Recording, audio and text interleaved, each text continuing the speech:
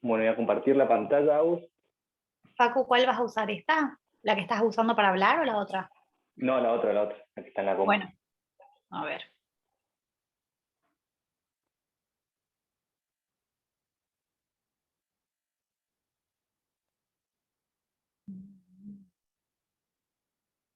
Ahí ya se ve.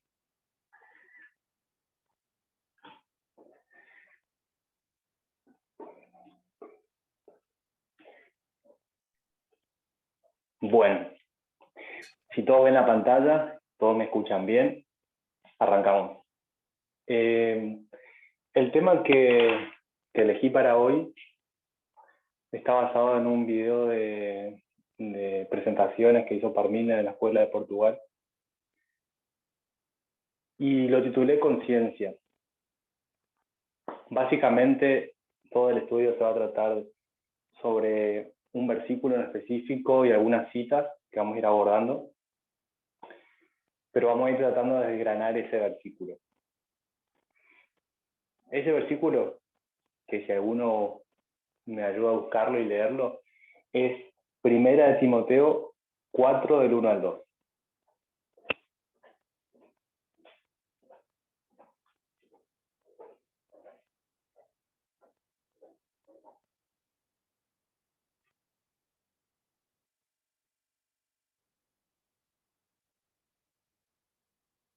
Lo tengo.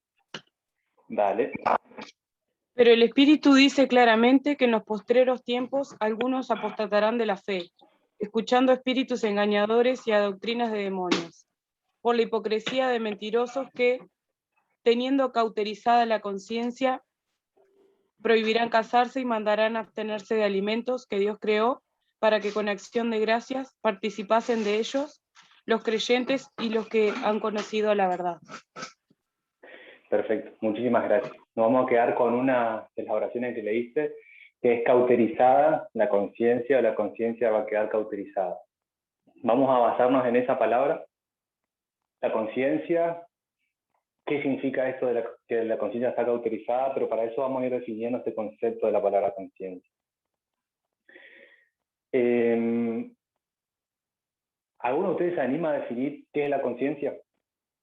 Y después vamos a ir a investigar un poco a ver qué dice la psicología que es la conciencia. Pero si alguno se anima a tirar alguna expresión de lo que piensa que es la conciencia.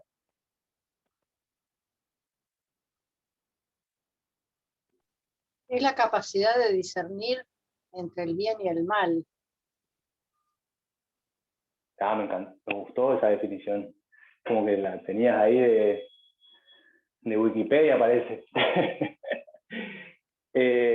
Bueno, es muy en ese sentido, pero vamos a ir a ver las definiciones que dicen sobre conciencia, para que tengamos una base.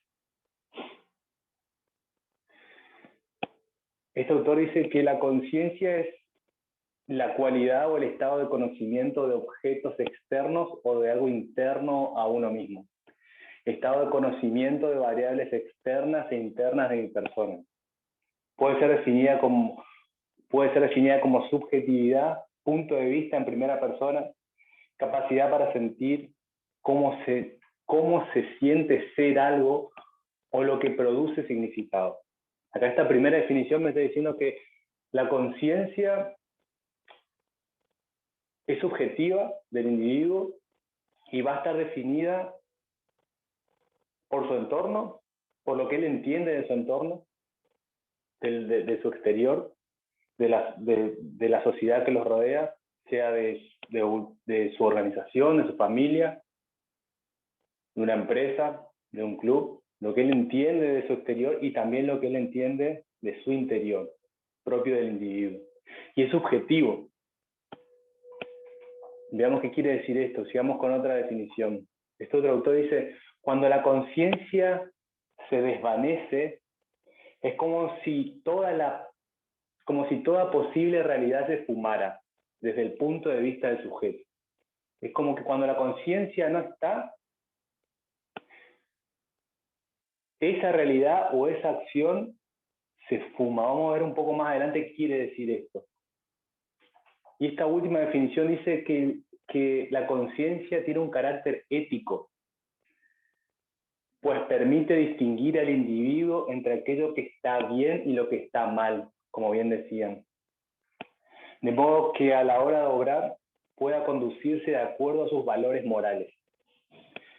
Entonces, viendo estas definiciones, podemos decir que la conciencia es lo que el individuo subjetivamente entiende de lo externo, de su propio interior, está conformado por sus principios, sus valores, sus creencias, su entorno, cómo fue criado.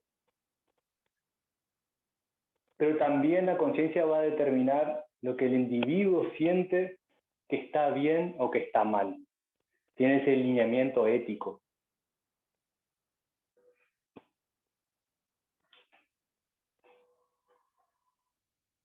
Permite, como decíamos, distinguir al individuo, como decía nuestra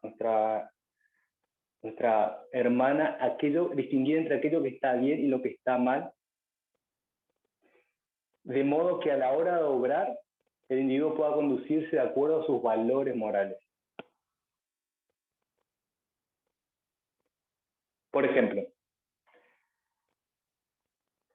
la conciencia va a tener la facultad de hacernos sentir mal o culpable por una acción o un pensamiento que hayamos tenido. Por eso digo que es algo subjetivo de cada persona, porque yo puedo hacer algo que según mi cultura, mis creencias y mi crianza me hacen sentir culpable. Pero otra persona, haciendo exactamente lo mismo, capaz que no siente culpa. Les muestro un ejemplo.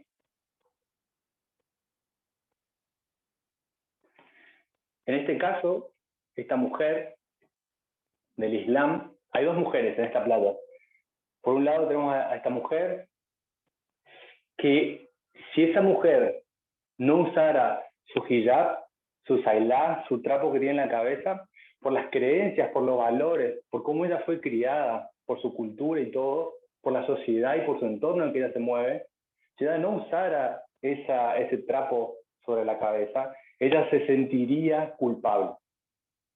Su conciencia le diría que está haciendo algo mal, que está cometiendo un pecado. Pero en esa misma vereda, en ese mismo momento y ese mismo tiempo, una misma mujer, al no usar un trapo en la cabeza, vestirse de forma diferente, no siente culpa.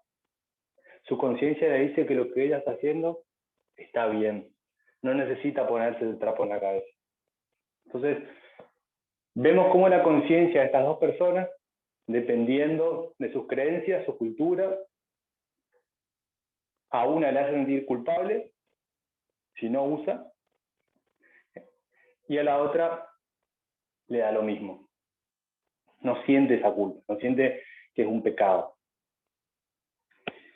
En una empresa, por ejemplo, si nosotros en una cultura organizacional, en una empresa donde todos trabajan se visten de forma formal, camisa, corbata, zapatos, y nosotros vamos con una remera, una zapatilla y un short quizás, la cultura de la organización haría que ustedes se sientan incómodos en este momento.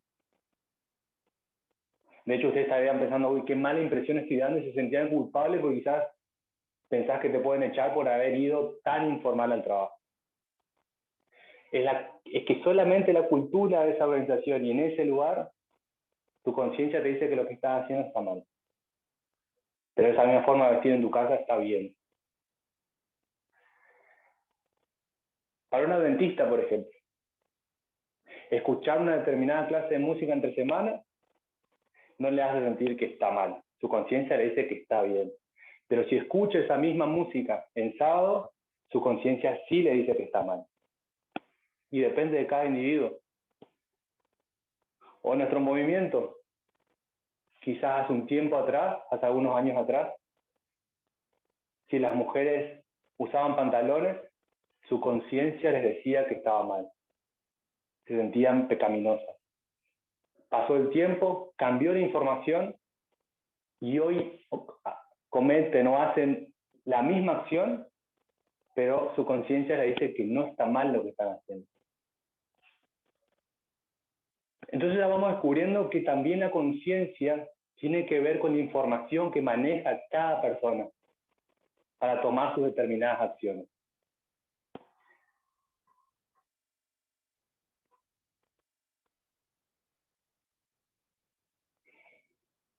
Y antes de seguir avanzando y empezar a entender un poco más esto de la conciencia y cómo la información que nosotros tenemos va a determinar nuestro sentimiento de culpa o no, quiero que veamos un experimento que se llevó adelante por este psicólogo. Se llama Stanley Milgram, se recibió en Harvard, y él hizo un experimento social después de la Segunda Guerra Mundial. Él estaba interesado en los juicios que se estaban llevando a cabo a los soldados nazis, por todo lo que habían hecho. Y cuando eran enjuiciados estos soldados, estos líderes de los soldados y todo, muchas de las respuestas que ellos daban, cuando se les decía por qué cometieron esos crímenes, por qué obedecían esas directivas y cometieron el error que cometieron, sus respuestas eran: nosotros solamente seguíamos órdenes. Sacando su responsabilidad de encima, lo que hacía el líder o el soldado era poner su responsabilidad por encima de su superior. Decía: yo solamente obedezco órdenes. Algo que quizás por ellos mismos sabían que era inmoral, sabía que estaba mal, pero como se sacaban la responsabilidad de encima y la ponían sobre su líder, entonces lo hacían. Y eso le llamó la atención a Milgram. Dijo: esto quizás no solamente se repite en la fuerza militar, quizás no solamente pase como pasó en el Holocausto, sino que quizá también puede repetirse en otras organizaciones. Y llevó adelante un experimento. El experimento consistía en poner en una sala a 3 personas, como ven acá, la persona B, la persona L y la persona S. La persona L es denominado para el experimento un maestro, la persona S es el alumno, y la persona B es el médico que está llevando adelante el experimento social. El experimento consistía en llamar a 2 individuos, el individuo S y el individuo L, el maestro y el alumno, siendo el maestro la única persona que era elegida aleatoriamente de la población. Él no sabía en qué consistía el experimento.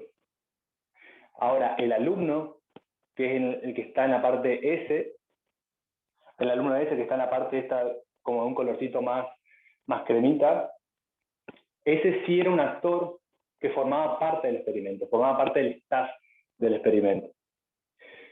Y el médico también formaba parte del staff. Entonces el único que no sabía bien, o el único en el cual iba a estar siendo probado bajo el experimento, era la persona L, el maestro. Y a él, el médico le dijo: el experimento consiste en hacer una prueba para ver cuál es la mejor metodología de enseñanza. Y entonces le dijo: vos lo que tenés que hacer es, le daban una serie de palabras donde él tenía que repetir. La primera fila tenía 3 palabras, la segunda fila 4, las siguientes 5, y así iba aumentando el grado de dificultad. Entonces lo que él hacía era, le repetía 3 palabras al alumno, que estaba del otro lado, dividido por una pared. Por ejemplo, le decía perro, casa, flor, y el alumno tenía que repetir perro, casa, flor. Y después iba agregando otra palabra, y el alumno repetía las 4 palabras. Agregaba 5, y el alumno repetía 5. Cuando el alumno se equivocaba y no lograba memorizar todas las palabras, el maestro tenía la orden de hacer una descarga eléctrica sobre el alumno cada vez que se equivocaba. Ese tablero eléctrico que ven adelante del maestro, que tiene el maestro L, digamos, ese tablero, eran varias perillas que iban de menor a mayor la intensidad de descargas eléctricas que se hacían sobre el alumno cada vez que se equivocaba. Cuanto más se equivocaba, era una descarga mayor que recibía el alumno. Si bien el alumno era un actor, él le dijo al alumno, al maestro, le dijo que él tenía problemas del corazón. Y si bien él no recibía las descargas realmente, él sí fingía como que las recibía, y el maestro pensaba que sí estaba dando la descarga. Cuando llegaba a un cierto límite de equivocaciones, había un cartel en ese cuadro, en el tablero de comando, que decía peligro, que era una cierta cantidad de voltios que podían causar la muerte del alumno. A medida que se iba equivocando, le iba dando descargas cada vez más fuertes. Del otro lado de la sala se escuchaba cómo el alumno gritaba de dolor. Cuando se hacía cada vez más fuerte, el alumno decía que por favor se pararan, porque él no aguantaba más el dolor. Le repetía que tenía problemas de corazón, que quería irse. El maestro se empezaba a sentir incómodo, miraba al médico, y el médico le decía que siga porque es parte del experimento, y el experimento tiene que llevarse hasta el final. Entonces el maestro seguía descargando, el alumno seguía gritando, pero el médico le decía que siga hasta el final. Para sorprendencia de Milgram, el 65% de los maestros que fueron probados en este experimento llegó hasta el final de las descargas eléctricas. En un momento, cuando estaban antes de las últimas perillas de la descarga eléctrica, ya el alumno dejaba de emitir señales de vida, como que se había muerto, simulaba. Y el maestro seguía dando las descargas eléctricas. Y esto fue lo que sorprendió en el experimento, porque eran personas comunes y corrientes que, bajo la directiva de alguien que ellos consideraban bueno, ético, como un médico, ellos eran capaces de dar descargas eléctricas hasta causarle la muerte, o ni saber qué le está pasando al otro lado a la otra persona. Y ahí es cuando se descubre todo esto de los crímenes de obediencia. Cuando una persona se quita la responsabilidad encima, pone la responsabilidad en su líder, en este caso en este médico, que está consolidado por su estatus social, porque es considerado una persona ética y buena, y saca su responsabilidad, la pone en él, se desresponsabiliza y llega a cometer estos crímenes, que se conocen como crímenes de obediencia. Y acá es donde entra el tema de la conciencia, porque ellos son capaces de hacer esto porque creen que el líder que lo está dirigiendo los autoriza a hacerlo, y su conciencia se cauteriza. Eso es lo interesante. Y no solamente pasa o pasó en esa época del Holocausto, sino vuelve a repetirse en nuestras organizaciones, en las empresas. Esto se vuelve a dar.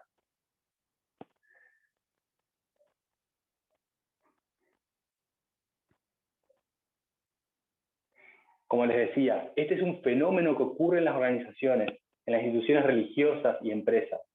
La cultura organizacional, las creencias, las doctrinas hacen que las personas sigan órdenes de sus líderes que no son éticas, que si ellos estuvieran solos no lo harían, pero lo hacen por este hecho de trasladar su responsabilidad a su líder, que ellos consideran buenos.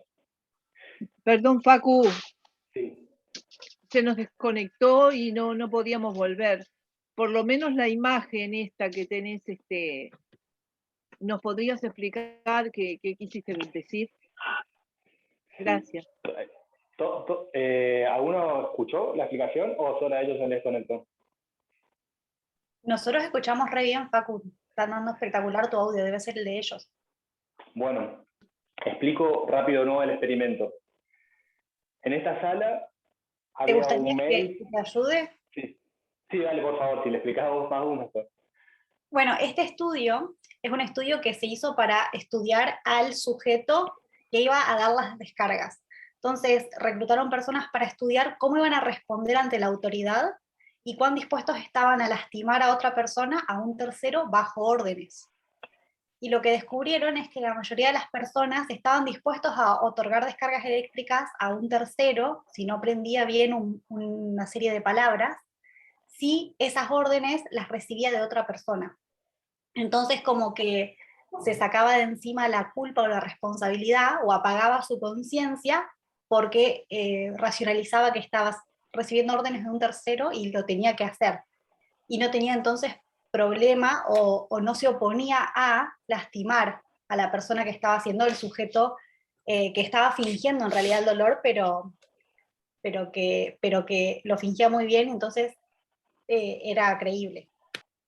Exactamente. Exacto. Muchísimas gracias, Agus. Muchas gracias. Incluso la Y, persona... Sí. las letras son de sujeto. No, ¿Y no, después? que son letras para identificar a los personajes A los personajes, del experimento. está perfecto. Sí, sí. Muchísimas gracias, disculpen, pero es acá que se corta de vez en cuando, disculpen. Sí, no, por favor, lo interesante es, como decía Agus, esto de que, a ver, personas comunes y corrientes que nunca en su vida hubieran hecho una descarga o lastimado intencionalmente a alguien, inclusive hasta tal punto de poder causar la muerte, al estar bajo una autoridad que ellos consideran legítima, ellos sí podrían causar la muerte a esa persona. Hermano, Y ahí, sí. disculpe, esto también ocurre lo vemos bastante en el ejército, en el sistema policial. Se ve. Exactamente. Exactamente. Y no solamente en el ejército, como decís vos, sino también lo empezamos a ver en nuestras organizaciones, en las instituciones religiosas, como te decía, y en las empresas. Todo tiene que ver con la cultura organizacional, las creencias, las doctrinas, hacen que las personas sigan órdenes de sus líderes que consideran que no son éticas, que si ellos estuvieran solos, nunca la hubieran hecho. Pero al pasarle la responsabilidad a su líder, que ellos consideran bueno, lo hacen. Esto es lo que se conoce como crímenes de obediencia. La conciencia queda cauterizada porque no se sienten responsables de sus actos, sino ponen sus acciones con la excusa de seguir a un tipo de liderazgo que está consolidado. Y quiero avanzar con otro concepto, así después podemos ir al desarrollo del tema, que es este, la perseverancia en las creencias.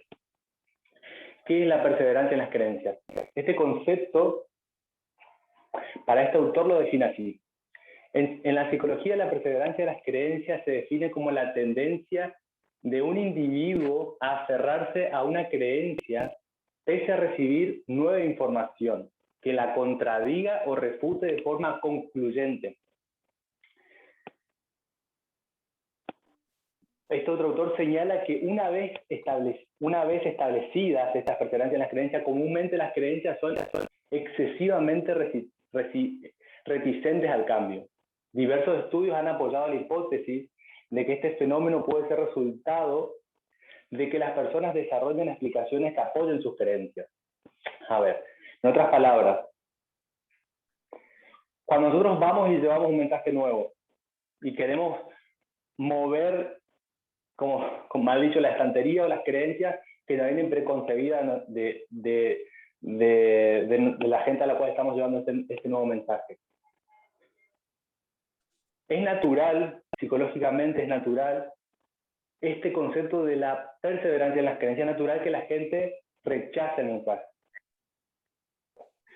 Porque viene a remover todas sus ideas preconcebidas.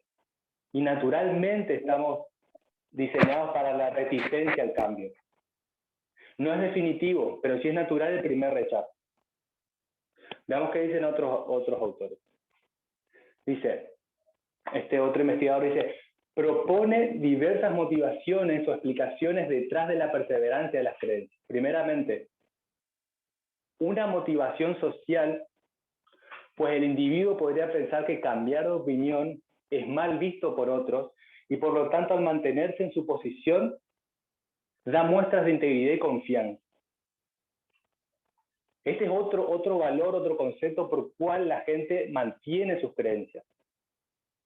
Porque aunque nosotros le demos un mensaje racional, con buena fuente y con buena información, el mantenerse firme en tu postura los hace mostrarse bajo una posición íntegra y de confianza. Y veamos este otro autor, lo que dice que me parece muy interesante. Dice que señala que este fenómeno de la perseverancia en las creencias podría involucrar un único esquema que se corresponde con la hipótesis favorecida y que conduce a diversas expectativas. Al confirmarse una de ellas, el esquema se fortalece. No obstante, al presentarse pruebas contrarias, el individuo no tiene formas de utilizarlas y es por lo tanto como si fueran simplemente irrelevantes. Esto es, el individuo que tiene determinadas creencias, que sigue determinadas doctrinas, ella encontró algunos argumentos donde apoyar sus creencias. Hermano, Por ejemplo, sí, disculpe, sí. hay una, bueno, ya no podemos decir hermana, una amiga, ella salió de la iglesia adventista, estaba en los grupos, en otros grupos. Sí. Nosotros estuvimos allá en la casa de ella, le llevamos el mensaje. Ella ha escuchado muchísimos temas de la anciana Tess, pero ella dice que si su esposo dice que no, ella no lo sigue. Pero ella sí está consciente de que eso está, que sí, que la anciana Tess está en la razón, esto le impacta, pero tiene eso ahí. ¿Cómo lo podríamos ubicar aquí en el contexto de la perseverancia en las creencias? Perfecto. Estoy casi convencido de que cuando sigamos desarrollando el tema, al final, cuando veamos todos los conceptos que estoy por presentar, vamos a encontrar un lugar para definir eso. Esperamos un ratito nomás que llegamos a ese punto y vemos ese caso puntual. Bueno, ok. No, por favor. Este punto acá es importante porque, como les decía, el individuo que ya tiene sus creencias, que ya fue formado de una forma, que tiene una doctrina, él encuentra un razonamiento lógico para estar sostenido sobre sus creencias. Él tiene sus fundamentos. Por ejemplo, lo mismo pasaba en el sur de los Estados Unidos. La gente que tenía esclavos, ellos tenían su argumento firme, donde ellos iban a la Biblia y decía que les permitía tener esclavos. Entonces ellos tenían un argumento firme que consolidaba sus creencias. Y cuando venía la gente y les explicaba que era una mala interpretación, que no se debía hacer así, y que ellos estaban contra la esclavitud, su pensamiento lógico sostenido sobre ese escrito hacía que lo que los otros le digan es irrelevante. Y así mantienen su posición. O tratan de buscarle la vuelta para que esa nueva información que se les está dando, ellos piensen que está mal. Porque ellos ya tienen, un escrito o ya tienen su consolidación de sus creencias sobre una parte que para ellos es lógica. Por eso también es tan difícil cuando nosotros vamos y queremos presentar nuestro mensaje. Porque todos tienen, digamos, una plataforma que ellos creen firme. Y cuando, por más que presentemos otra información lógica, la reacción va a ser encontrarle una explicación a eso que me estás diciendo y yo me mantengo en el lugar donde estoy. ¿Puedo? Sí. Una pregunta pero el tema se da solamente cuando es un par a nosotros, ¿no? O sea, porque si fuese dado ponle tú el mensaje por alguien superior, o sea, en el sentido de desigual, en el sentido de ser alguien a quien esta persona puede llegar a tenerle más respeto o algo por el estilo, puede ser diferente o no. La verdad que este concepto de la psicología se da independientemente de las jerarquías o de las posiciones, independientemente de la religión o de las creencias que tenga cada uno. Eso se da cuando, por ejemplo, vos querés ir y plantear algo nuevo a una persona, querés cambiar algo, un pensamiento de una persona, lo primero que ella va a hacer es rechazarte, después va a buscar un justificativo para seguir consolidándose con su pensamiento y rechazar lo que vos le estás diciendo, y después si encima ese pensamiento está validado por un club, por una organización, menos va a ser más difícil el cambio, aceptar tu nuevo mensaje, porque le da una pauta de seguridad, confianza, y además le gusta formar parte de ese club. Pero esto es objetivo, es como de la psicología social, digamos, este concepto. Claro, porque si no, no se daría en el ejército, por ejemplo.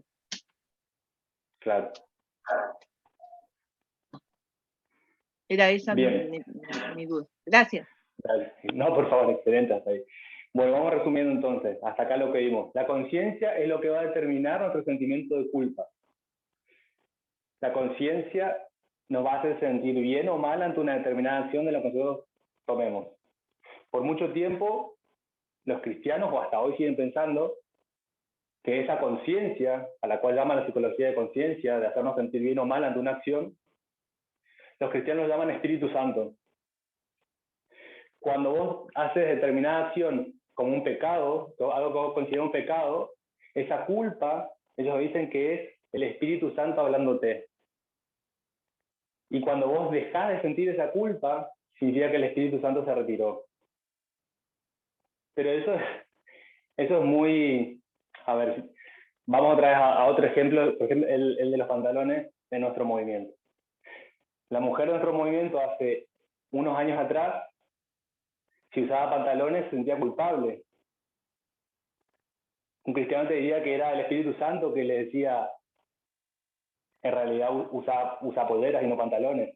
Pero después pasa un año, 2 años, la información cambió y ahora el Espíritu Santo le dice que sí puede usar.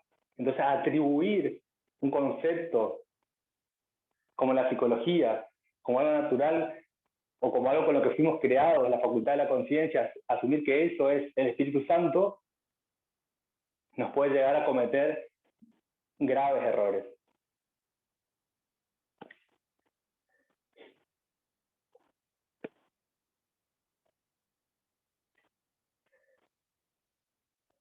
La verdad es que... Solo para aclararlo nomás. El Espíritu Santo sí es que te convence de pecado, ¿no? No Sí. del caso de del pantalón. Ajá. Pero sí de lo que es realmente un pecado. Yo lo dejaríamos para... ¿Puedo opinar? Sí. Sí, obviamente que funciona así, el Espíritu Santo te convence de pecado, pero ¿cómo hace eso? No sé si recuerdan la cita del conflicto de los siglos, que dice que la forma en la que Dios trabaja es a través del Espíritu Santo, a través de las personas en la tierra. Entonces, cuando vos escuchás una predicación o información de que una persona te otorga, de que predica, y esto tiene sentido para vos, y tu mente lo recibe y lo organiza y se da cuenta de que es verdad, entonces esa es la forma en la que el Espíritu Santo usa. Claro. Por ejemplo, una clase como personas. Claro, claro, por eso. Sí. Usa a las personas. Bien. Por eso para mí hay que estudiar, hay que verlo bien, porque lo que para nosotros puede ser el Espíritu Santo hablándonos, diciéndonos una determinada acción, que para nosotros está bien por nuestra información, para otra persona igual de cristiana como un católico, por ejemplo, el Espíritu Santo, según ese concepto de que es el que te dice lo que está bien y lo que está mal, guardar el domingo es el que está bien. Entonces, por eso hay que tener cuidado en atribuir determinadas facultades al Espíritu Santo o determinadas acciones al Espíritu Santo, cuando en realidad es solamente nuestra conciencia y la información que nosotros tenemos para tomar determinadas acciones. Por ejemplo, hay 2 formas de que nuestra conciencia se cauterice o dejar de sentir culpa. La primera es cuando nosotros sabemos que algo está mal, lo hacemos igual tantas veces que dejamos de sentir culpa. Es decir, nosotros tenemos una información, sabemos que por nuestra información que tenemos, una determinada acción está mal, la hacemos una vez, la hacemos 2 veces, la hacemos 3, la convertimos en un hábito y la culpa se fue, se va, se cauteriza. Es una forma de cauterizar la conciencia. Por ejemplo, sabemos que comer comida chatarra está mal. Sabemos que comer carne está mal. Pero si hacemos de esto un hábito, por ejemplo, tuvimos un mal día, fuimos al trabajo, nos peleamos con alguien, por lo que fuera, la vida te dio una bofetada. Volviste a tu casa y dijiste, me merezco una comfort food, me merezco comer algo. Vas y te comes una comida que no es saludable, que es chatarra. Y lo haces, cada vez que te pasa algo malo, lo haces. Como un escape. Eso se convierte en un hábito, y lo que primero vos sentías culpa por hacerlo, porque sabes que está dañando tu cuerpo, al hacerlo tantas veces, la culpa se va, se cauteriza. Y empezamos a buscar argumentos que consoliden eso que nos está gustando hacer. Por ejemplo, empezamos a ver que hay personas que son famosos, que se ven saludables, que comen esa misma comida y que están bien.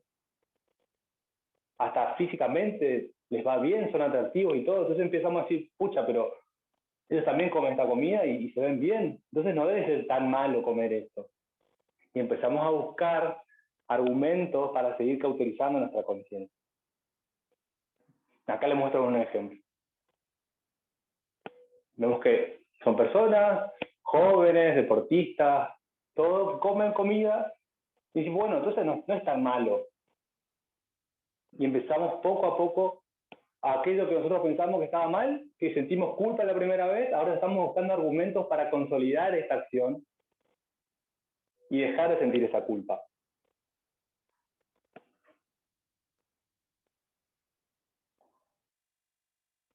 La segunda forma de cauterizar nuestra conciencia es cuando nosotros teníamos una determinada información y recibimos otro tipo de información, la cual ahora nos elimina la idea preconcebida que teníamos. Y lo que antes sentíamos culpa al hacerlo, ahora con esta nueva información ya no sentimos la culpa. Y ahí volvemos al ejemplo de los pantalones. Entonces hay dos formas. O cauterizo mi conciencia, tengo la información de que algo está mal y lo hago una y otra vez hasta que dejo de sentir culpa, o una información reemplaza a otra información y lo que antes sentía culpa, ahora yo no la siento, pero porque tengo otra información nueva.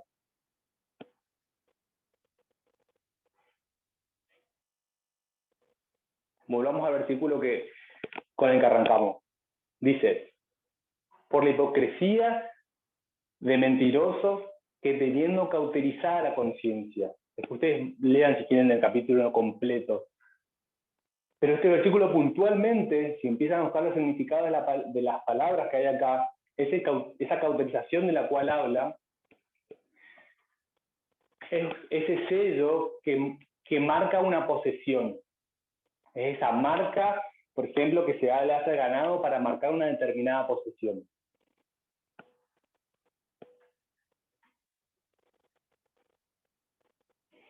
Ya vamos a ver por qué les digo esto. Vamos a leer esta cita primero. Si está Esteban, creo que está. ¿Me podés ayudar, Esteban, a leer la cita?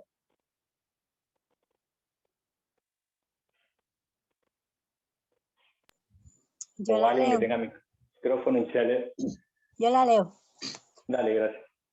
Pero vemos que el Dios del cielo a veces comisiona a los hombres a enseñar aquello que es considerado como contrario a las doctrinas establecidas. Debido a que los que una vez eran los depositarios de la verdad se manifestaron infieles a su sagrado cometido, el Señor escogió a otros que habrían de recibir los brillantes rayos del sol de justicia y que defenderían verdades que no estaban de acuerdo con las ideas de los dirigentes religiosos. Y entonces estos conductores, en la ceguera de sus mentes, dan pleno curso a lo que consideran justa indignación contra los que han puesto a un lado fábulas acariciadas.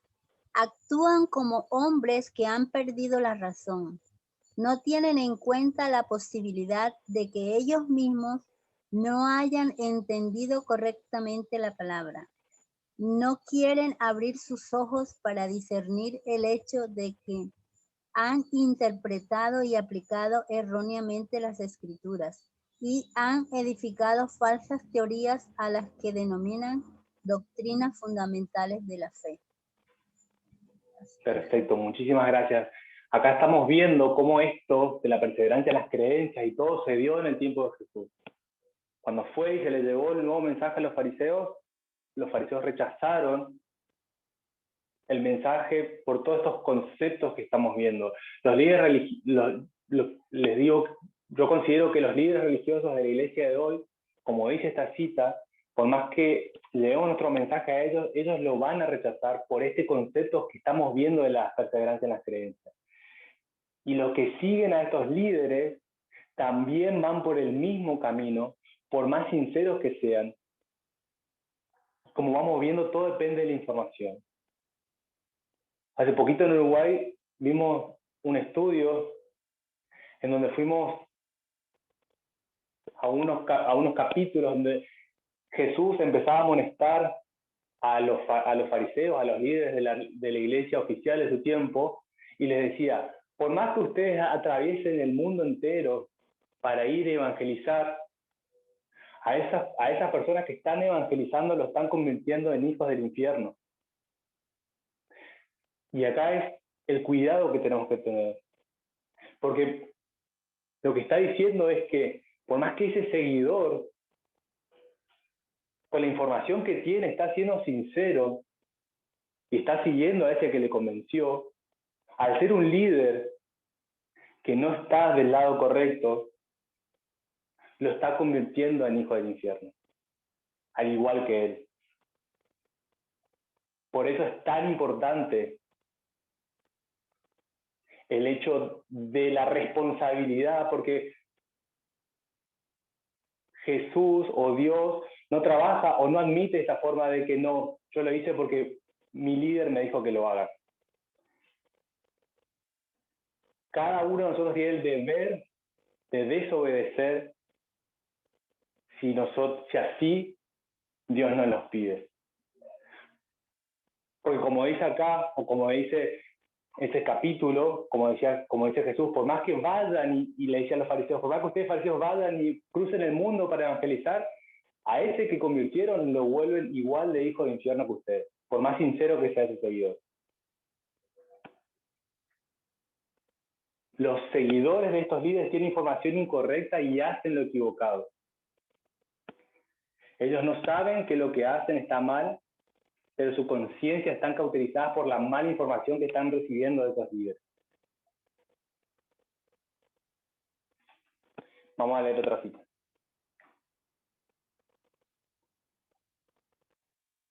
Estas dos, si alguien puede leerla, es la última.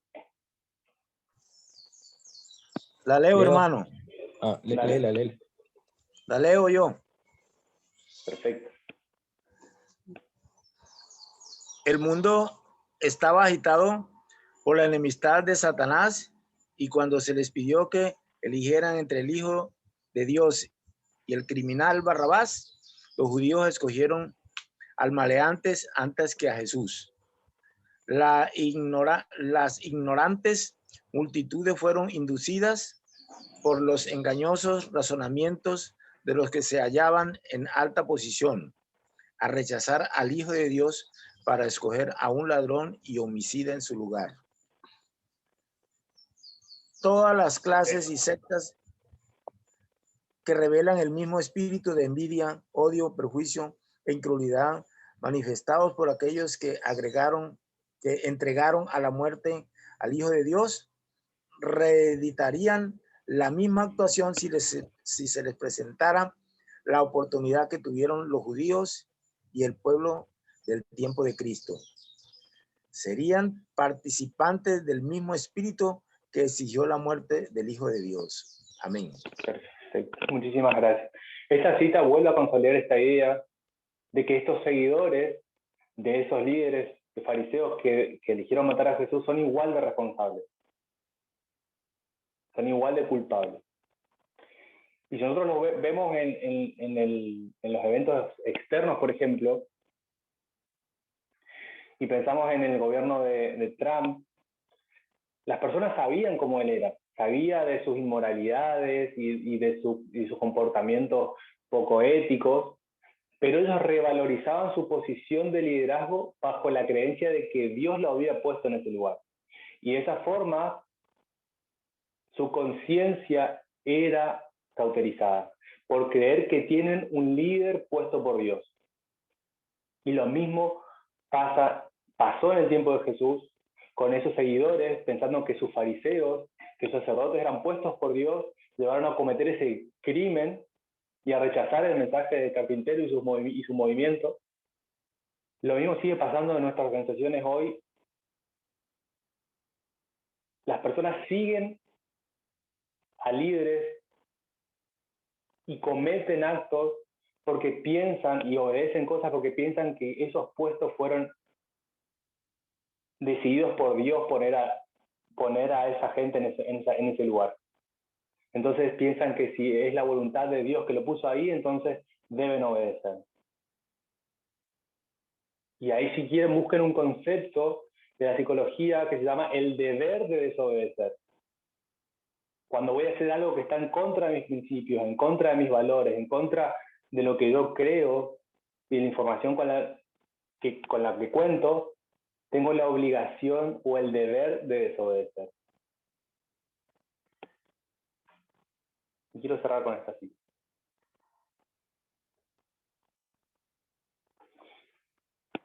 Eso está. Lo que quiero mostrar acá es definir estos conceptos que ven acá: ley dominical, el tiempo de preparación y la gran prueba. La cita dice: ¿qué están haciendo, hermanos, en la gran obra de preparación? Los que se están uniendo al mundo están recibiendo el molde mundano y preparándose para la marca de la bestia. Los que desconfían de sí mismos, los que se humillan ante Dios y purifican sus almas obedeciendo la verdad, estos están recibiendo el molde celestial y preparándose para el sello de Dios en sus frentes. Cuando el decreto salga y el sello sea impreso, su carácter permanecerá puro y sin mancha por la eternidad. En esta cita, Elena White está hablando a la feligresía de su tiempo. Está hablando a su iglesia, la iglesia adventista. Y ella dice: los que se están uniendo al mundo están recibiendo el molde mundano. Los que se están uniendo al mundo, esa palabra está en presente. Ya está hablando de la feligresía y dice: los que se están uniendo al mundo, y está hablando en presente. ¿En qué tiempo está esta cita? ¿Está antes de la ley dominical o después de la ley dominical? ¿En qué momento las personas de su iglesia se están uniendo al mundo? Antes de la ley dominical. Exactamente. Ya estoy diciendo, ahora ustedes se están uniendo al mundo, sí. Hermana, y sería importante definir qué es el mundo. Y la anciana Tess, en uno de sus temas, ella dice que el mundo no es el mundo del alcohol, sino el mundo es ese pensamiento conservador del protestantismo apóstata. Buenísimo. Sí, y el anciano Parminda también lo dice. Perfecto, gracias entonces por aclarar y sumar a este concepto. Entonces, todos coincidimos en que la iglesia se está uniendo al mundo en el tiempo de preparación, antes de la ley dominical. Ya empieza a hablar de que hay un molde, se están amoldando al mundo, y también habla de un molde divino, un molde de Dios. Y entonces trae a la cabeza la parábola de esto de un molde de pan. Nosotros seríamos esa masa cruda que tiene que acomodarse en el molde. Antes de entrar al horno, ya tenemos que poner la masa cruda en el centro del molde y no tiene que ir tocando las paredes. Luego llevada al horno, y ahí sí va a leudar, va a crecer y va a tomar la forma del molde. Si el horno, digamos, cuando ya se está cocinando, si eso fuera la ley dominical, el momento de la preparación y de acomodar la masa sobre el molde es cuando ella está diciendo, ustedes se están acomodando, se están moldeando al mundo. Es en esta etapa de la preparación. Y si el molde, por ejemplo, yo me imaginé como que el molde tiene estos numeritos acá. Yo pongo la masa sobre ese molde, la acomodo ya al molde del mundo, y ya lo meto al horno. Cuando saque ese pan del horno y lo desmolde, ya va a tener ese sello. Entonces la unión al mundo se da antes de la ley dominical. Y es otra vez el mismo concepto de Timoteo y de ese sello sobre la vaca o sobre el ganado, lo que fuere. La posesión del amo sobre la vaca no se da en el momento en el que él sella al animal, porque él mucho antes ya había adquirido el animal, mucho antes lo había comprado, lo había traído, lo trajo, lo dejó en la granja, unos días, después fue y lo selló, pero mucho antes ya fue el animal su posesión. Entonces, era solamente para dejar en claro esto de que ahora, donde estamos nosotros parados, que es el tiempo de preparación, es cuando muchos de nosotros nos estamos uniendo al mundo.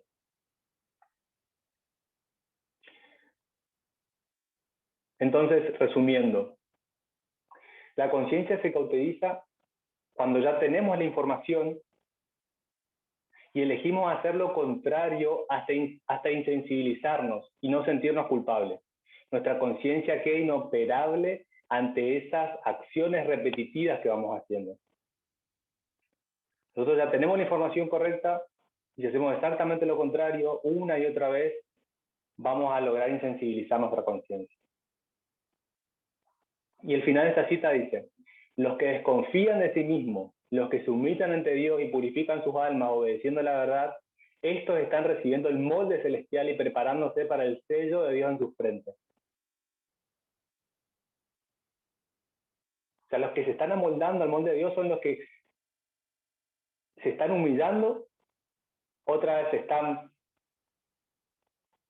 redefiniendo sus conceptos, están purificando sus almas, están obedeciendo, y los que desconfían de sí mismos, encima dice.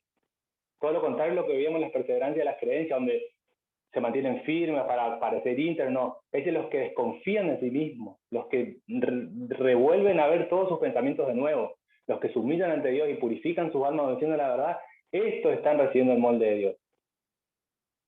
Entonces, existen muchas de nuestras acciones que ya tenemos información, ya sabemos que son malas. Pero si las seguimos haciendo una y otra vez en este tiempo de preparación, vamos a lograr insensibilizar nuestra conciencia. Y ahora es tiempo de desconfiar de nosotros mismos, de replantear nuestras acciones y dejar de hacer esas cosas para las cuales nosotros, como movimiento, ya tenemos información.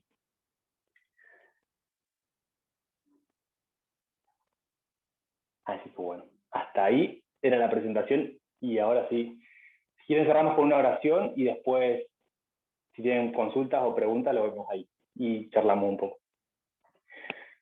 Padre Santo que estás en los cielos, gracias Señor por permitirme hablar a mis hermanos, a mi familia. Gracias Padre por este sábado. Te pido que nos acompañes y que sigas bendiciendo nuestro día en relación con vos y con nuestros seres que te amamos. En tu dulce nombre, amén.